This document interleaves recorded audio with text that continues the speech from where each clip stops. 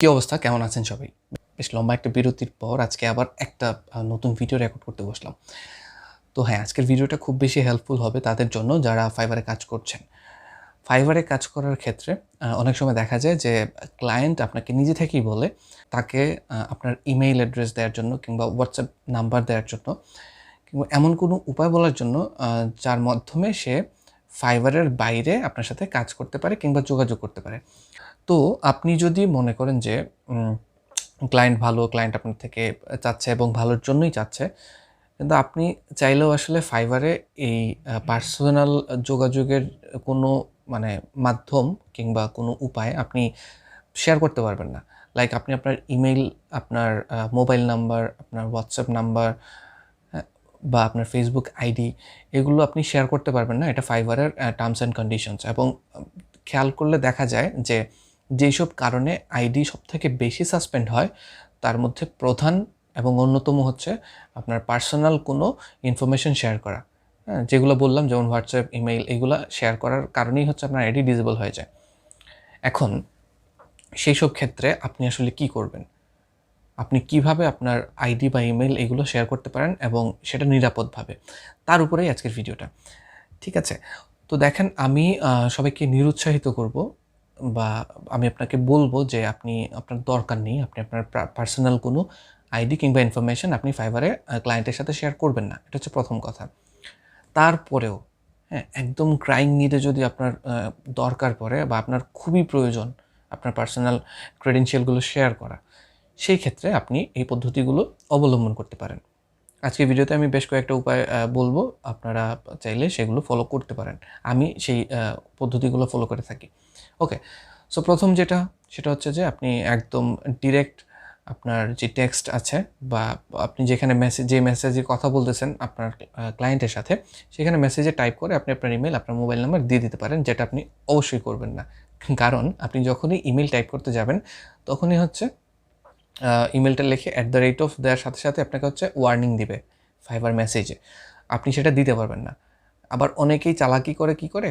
তো কে আমি চিহ্ন না দিয়ে এটি রেট এরকম লিখলাম কিংবা আ gmail.com কে আমি .com না লিখে DOTCOM এইভাবে লিখলাম।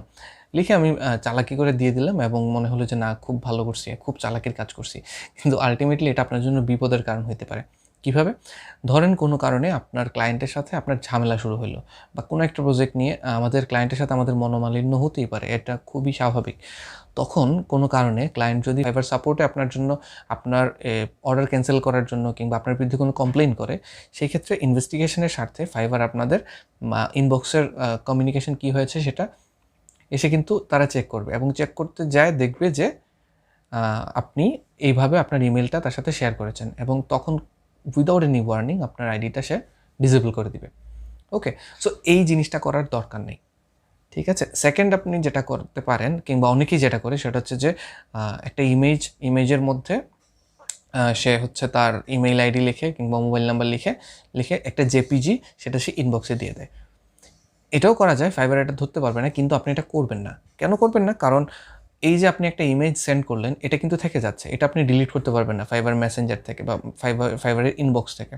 আপনি একবার যা সেন্ড করে ফেলেছেন, সেটা আপনার সেন্ড অবস্থাতেই থাকবে। আপনি এটা চাইলেও ডিলিট করতে পারবেন না। সো যার কারণে ওই সেম আবার যদি কেউ মানে Fiverr এর কোনো প্রতিনিধি এসে চেক করে আপনার মানে ইনবক্সটা, তখন আপনি আবার কট। সো এটাও করবেন না। ঠিক আছে? কি করবেন? সেই ক্ষেত্রে আসলে কিভাবে কি করা যায়?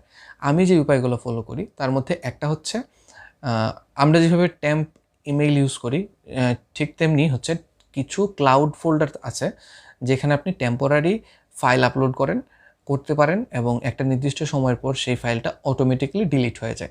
আপনি সেইরকম কোনো আ ক্লাউড ফাইল সোর্স ইউজ করতে পারেন যেখানে আপনি আপনার ধরেন আপনি কিভাবে করতে পারেন? ধরেন আপনি একটা ডেলিভারি দিচ্ছেন ধরেন আপনি একটা লোগো ডিজাইন করছেন। সেই লোগোটা আপনি দিলেন, সাথে করে আপনি আপনার আ একটা রিডমি ফাইল বানাবেন ডকে, হ্যাঁ? ডক কিংবা আপনার ওয়ার্ডে হচ্ছে আপনি একটা রিডমি ফাইল বানাবেন। ওখানে আপনি সুন্দর করে আপনার ক্রেডেনশিয়ালস গুলো লিখে দিবেন, ইমেইল, মোবাইল নাম্বার এগুলো লিখে দিয়ে ওটাকে ওই আপনার ডেলিভারি যে ফাইলটা দিচ্ছেন ওটার মধ্যে জিপ ফাইল করে দেন ওই ক্লাউড ফোল্ডারে আপলোড করলেন দেন এবং ওই ক্লাউডের লিঙ্কটা আপনি মেসেঞ্জারে বা ইনবক্সে দিয়ে দিলেন। তো এতে করে কি হবে, আপনার ক্লায়েন্টকে আপনি বলবেন যে ওই লিঙ্ক থেকে ফাইলটা ডাউনলোড করে নিতে। তখন সে যখন যাবে যে আচ্ছা রিডমি ফাইলটা যখন ওপেন করবে তখন সে ইজিলি আপনার ইনফরমেশনগুলো পেয়ে যাবে। ওকে, এটা হচ্ছে প্রথম কথা। দ্বিতীয় কথা হচ্ছে আপনি আরেকটা উপায় এই আপনার ইনফরমেশনগুলো শেয়ার করতে পারেন, সেটা হচ্ছে যে আপনার গুগল ড্রাইভে আপনি একটা ডক ফাইল ক্রিয়েট করে সেখানে আপনি সব কিছু লিখে ফেলতে পারেন এবং গুগল ড্রাইভের মধ্যেই আপনি আপনার ডেলিভারি ফাইল, ধরেন আপনি লোগো বানিয়েছেন, লোগোটা ডেলিভারি দিবেন, ওটাকেও গুগল ড্রাইভে রাখলেন একটা ফোল্ডারে এবং আপনার ওই যে ডকটা ওটাকে রিডমি ফাইল হিসাবে সেভ করলেন, করে ওটাকেও গুগল ড্রাইভের ওই ফোল্ডারটাতে রাখলেন, রেখে ওই ফোল্ডারের লিঙ্কটা আপনি আপনার ক্লায়েন্টের সাথে শেয়ার করতে পারেন। ঠিক আছে, করে ফেললেন তো শেয়ার। দেন শেয়ার করার পরে আপনি যখন আপনার ক্লায়েন্ট সেই ফাইলটা পেয়ে গেল বা দেখে ফেললো, তারপর কিছুক্ষণ পরে আপনি গিয়ে ওই যে ফাইলটার মধ্যে আপনি আপনার ইমেল বা পাসওয়ার্ড, ইমেল কিংবা মোবাইল নাম্বার দিয়েছিলেন, সেই ফাইলটা জাস্ট ওই ফাইলটা ইরেজ করে দিবেন। ঠিক আছে, তো সেই ক্ষেত্রে ইন ফিউচার যদি ফাইবার কর্তৃপক্ষ আপনাকে ক্রস চেক করে, আপনার ইনবক্স থেকে ওই লিঙ্কে গিয়ে যদি সে ক্রস চেক করে, তখন সে জাস্ট ওই ফোল্ডারটাই দেখবে যেখানে আপনি আপনার কাজটা ডেলিভারি দিয়েছেন। যে ডক ফাইলটা দিয়েছেন সেটা কিন্তু সে আর দেখতে পারবে না। ওকে, সো এটা হচ্ছে বেস্ট ওয়ে। হ্যাঁ, এবার আরেকটা জিনিস বলি, সেটা হচ্ছে যে আরেকটু কঠিন একটা জিনিস, সেটা হচ্ছে কি, ধরেন আপনি আপনার ক্লায়েন্টকে যেই ইমেইল দিবেন কিংবা যেই মোবাইল নাম্বারটা দিবেন বা হোয়াটসঅ্যাপ নাম্বারটা দিবেন, সেটা আসলে আপনার যে আইডি সেই নামে যদি না হয় তাহলে বেটার হয়। কেমন? লাইক ধরেন আমার প্রোফাইল হচ্ছে জয়ন্ত, এই নামে হচ্ছে আমার ফাইবার প্রোফাইল। এখন আমি আমার ক্লায়েন্টকে যে ইমেইলটা দিব আমার সাথে যোগাযোগ করার জন্য, সেটা জয়ন্ত না হয়ে অন্য কিছু হতে পারে। লাইক ধরেন graphic design @gmail.com or yourdesigner@gmail.com এরকম হতে পারে। এবং আমি আমার যে হোয়াটসঅ্যাপ নাম্বারটা দিব সেই